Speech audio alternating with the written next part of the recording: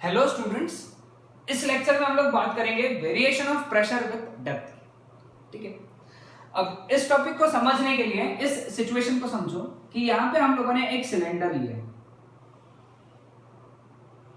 ठीक है, इस सिलेंडर में हम लोगों ने पानी भर के रखा है। क्लियर? तो ये यहां पे हम लोगों ने इस सिलेंडर में पानी भर दिया है। अब तुम सोच रहे होंगे सब रेड कलर का पानी, अब स्केच पे नहीं था, ब्लू कलर का स्केच पे नहीं था, तो सपोज इमेजिन करो कि यहाँ पे ऐसा पानी भर के रख दिया हम लोगों ने, और ये पूरा जो सिस्टम है इसको हम लोगों ने वैक्यूम में रखा है। अभी कंसिडर करो वैक्यूम में। ठीक है, तो अभी हम लोगों को देखना है कि एच डेप्थ नीचे, कितना डेप्थ नीचे, एच डेप्थ नीचे किसी पॉइंट पे कितना प्रेशर रहेगा। क्लियर? इस लिक्विड का डेंसिटी है रो एल। इस लिक्विड का डेंसिटी कितना है? Rho L. अब रो एल डेंसिटी दिया हुआ है, हमको इस पी पॉइंट पे प्रेशर निकालना है। तो हम लोग क्या करेंगे, एक इमेजिन करेंगे एक डिस्क, वहां पे बहुत पतला डिस्क जिसका एरिया उतना ही है जितना area of cross section of ये सिलेंडर है। ए एरिया ऑफ सिलेंडर है क्रॉस सेक्शन, तो ए एरिया का हम लोगों ने डिस्क कंसीडर किया, यहाँ पे एक छोटा सा डिस्क कंसीडर किया। ठीक है, सपोज हम लोग कंसीडर करते हैं कि fluid is at rest. Fluid rest पे मतलब एक्सेलरेशन जीरो है और नेट फोर्स जीरो हो गया। नेट फोर्स जीरो है, इसका मतलब ऊपर से लगने वाला और नीचे से लगने वाला फोर्स जो है वो सेम है, तभी तो नेट फोर्स जीरो होगा ना। जितना फोर्स ऊपर से लग रहा है एफ यू, उतना ही फोर्स नीचे से लग रहा है एफ डी, और ये दोनों सेम रहेंगे। जब F U is equal to F D रहेंगे तभी तो हम लोग कहेंगे कि नेट फोर्स जीरो है, मतलब एक्सेलरेशन जीरो है, मतलब फ्लूइड कैसा है? रेस्ट पे है। ठीक है, अब हम लोग क्या करेंगे कि एफ यू निकालने का कोशिश करेंगे। पहले एफ यू निकालने के लिए पहले देखेंगे कि इस पे फोर्स लगा कौन रहा है। इस पे फोर्स इतना पानी लगा रहा है, इतना सॉरी लिक्विड लगा रहा है, इतने इसमें जितना लिक्विड है ना उसका वजन इमेजिन कर रहे हो, ये जितना भी लिक्विड है ना इसका वजन लग रहा है इस डिस्क पे। ओके, ये डिस्क है, इस पे जो है जो इतने फ्लूइड का वजन है, वेट ऑफ लिक्विड, ये एच हाइट तक के, सिर्फ पूरा नहीं, सिर्फ एच हाइट तक के उतना ही लग रहा है। ठीक है, तो वेट कैसे निकालते हैं? वेट लगाते हैं mass into acceleration into gravity से। लेकिन मास क्या होता है? Density into volume into G, weight हो गया। वॉल्यूम क्या होता है? Area into length into G. Volume is area into length, length यहां पे कितना है? h, एरिया कितना है? a into G. ठीक है, and this is nothing but force. ठीक है, प्रेशर कैसे लिखेंगे? Pressure is force upon area, rho A H G upon area, cancel. So what is pressure at point P?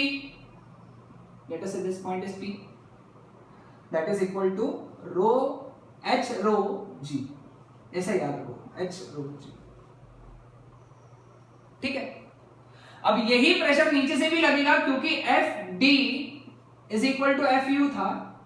Okay, तो अगर हम लोग देखेंगे कि इस डिस्क पे नीचे से कितना प्रेशर लगेगा, उतना ही प्रेशर लगेगा जितना ऊपर से लगेगा, which is nothing but H rho G. Okay, समझ में आया सबको? सो प्रेशर कितना एक्सर्ट हुआ इस पॉइंट पे? एच रो जी। क्लियर? काफी इंपॉर्टेंट इक्वेशन था। यहां से हमको समझने मिला कि प्रेशर जो है ये डिपेंड करेगा, उस पॉइंट पे जो प्रेशर है वो डिपेंड करेगा एच पे, मतलब पॉइंट कितना नीचे है, यानी जितना ज्यादा पॉइंट नीचे रहेगा उतना ज्यादा प्रेशर एक्सर्ट होगा। वो डिपेंड करेगा डेंसिटी पे, लिक्विड की डेंसिटी पे, रो एल, तो सब जगह रो एल आ जाएगा, रो एल। ठीक है, तो रो एल डेंसिटी पे डिपेंड करेगा, मतलब जितना गाढ़ा लिक्विड रहेगा, जितना ज्यादा डेंस लिक्विड रहेगा उतना ज्यादा प्रेशर एक्सर्ट होगा।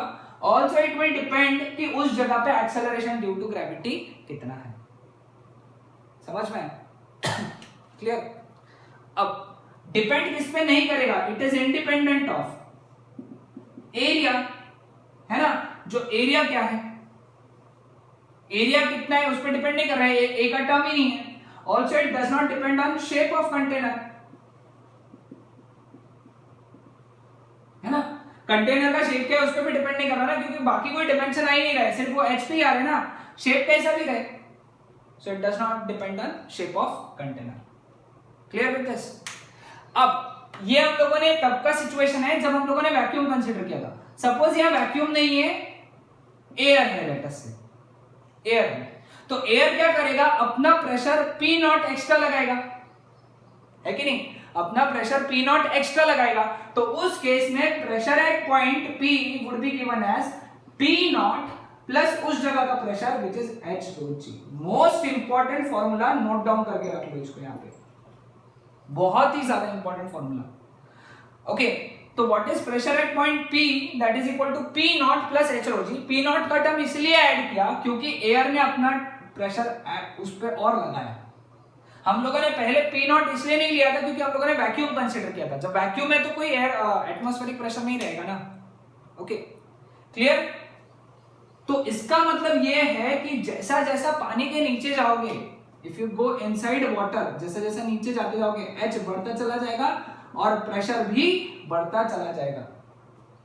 ओके, सभी ने गाजी अटैक ये मूवी देखा है ना। गाजी अटैक में तुमने अगर देखा होगा तो वहां पे देखना, वो जैसे जैसे सबमरीन नीचे लेके जा रहे हैं तो जो कंटेनर है शिप का, जो सबमरीन है उसका, जो सबमरीन की जो वॉल्स है वो चपकती है। Okay, the reason is very simple कि भाई जैसे जैसे तुम नीचे जाओगे तो प्रेशर बहुत बढ़ेगा, बहुत बढ़ेगा। ओके, समझ रहे हो? आप लोगों ने ये भी देखा होगा कि आपके वॉच में लिखा होता है 100 metre, 10 metre, 50 metre. Okay, 50 metre क्या है ये? 50 मीटर इज दैट एच, यानी भाई 50 मीटर तक का अगर तुम पानी के नीचे लेके जाओगे तो उसका प्रेशर वो सहन कर सकता है, उतना प्रेशर तुम्हारे घड़ी जो है वो सहन कर सकती है। उसके नीचे वो प्रेशर घड़ी सहन नहीं कर सकेगी और तुम्हारी घड़ी टूट जाएगी और बंद हो जाएगी। सो 50 मीटर के डेप्थ तक समझ लो तुम्हारे घड़ी के नीचे लिखा है। अब देख चेक कर सकते हो, आपके घड़ी के नीचे लिखा होता है, एक तो घड़ी के अंदर लिखा होता है डायल के वहां पे, या फिर उसके पीछे के साइड में लिखा होता है कि भाई इतना डेप्थ, भाई ये हाइट एच है। तो डेप्थ 50 मीटर यानी 50 मीटर के डेप्थ तक वो सहन कर सकती है प्रेशर, क्योंकि अभी हम लोगों ने देख लिया कि जैसे जैसे पानी के नीचे जाएंगे हम लोग प्रेशर बहुत बढ़ेगा, बहुत बढ़ेगा। ओके, प्रेशर क्यों बढ़ रहा है? क्योंकि पानी का उतना वजन तुम पे लग रहा है ना, एटमॉस्फेयर तो लग ही रहा है प्लस पानी का भी वजन लग रहा है तुम पे, इसलिए प्रेशर बढ़ेगा। सो प्रेशर कितना हो गया at any point P below the depth D, below the depth H, it is P naught plus H rho जी। ठीक है, अब लास्ट चैप्टर में, सॉरी लास्ट लेक्चर में हम लोगों ने लेक्चर में देखा था कि गेज प्रेशर कितना रहेगा। गेज प्रेशर इज उस जगह का pressure minus atmospheric pressure. Gauge उस जगह का प्रेशर कितना है? P naught plus H rho g minus P naught. तो what is gauge pressure at point P? इस पॉइंट पे गेज प्रेशर कितना हो गया? H रो जी। समझ में? तो अगर H डेप्थ नीचे, देखो क्या पूछा है। ओके, दो चीजें पूछी जा सकती है, एक एब्सोल्यूट प्रेशर पूछा जा सकता है, एक गेज प्रेशर पूछा जा सकता है। ओके, एब्सोल्यूट प्रेशर पूछा तो ये इक्वेशन, गेज प्रेशर पूछा तो ये इक्वेशन। ओके, ध्यान से देखना पूछा क्या है। ओके, H जो है डेप्थ रहेगा, डेंसिटी, अगर वाटर है तो डेंसिटी कितनी है? 1000 और G कितना है? 10। H देख लो क्या है, P नॉट का वैल्यू फिक्स है 1.013 into 10 to the power 5.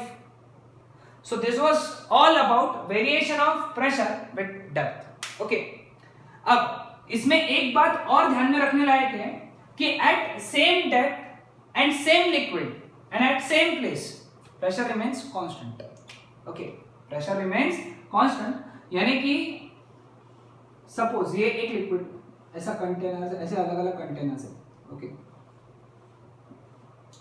सभी में लिक्विड सेम लेवल तक भरा, तो सभी के बेस पे जो प्रेशर है, pressure at base, that would be constant. Okay,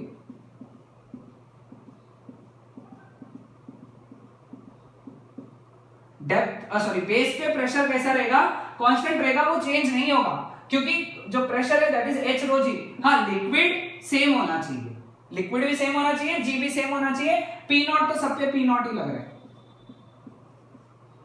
ठीक है। और सेम हाइट तक अगर लिक्विड भरा तो सभी के बेस पे प्रेशर सेम रहेगा। कंटेनर का शेप कैसा भी रहने दो, मैंने बताया it is independent of the shape of the container, सभी के बेस पे सेम प्रेशर लगेगा और वो प्रेशर कितना रहेगा, P not plus H rho जी, इतना प्रेशर लगेगा। So this was all about variation of pressure with depth, that's it.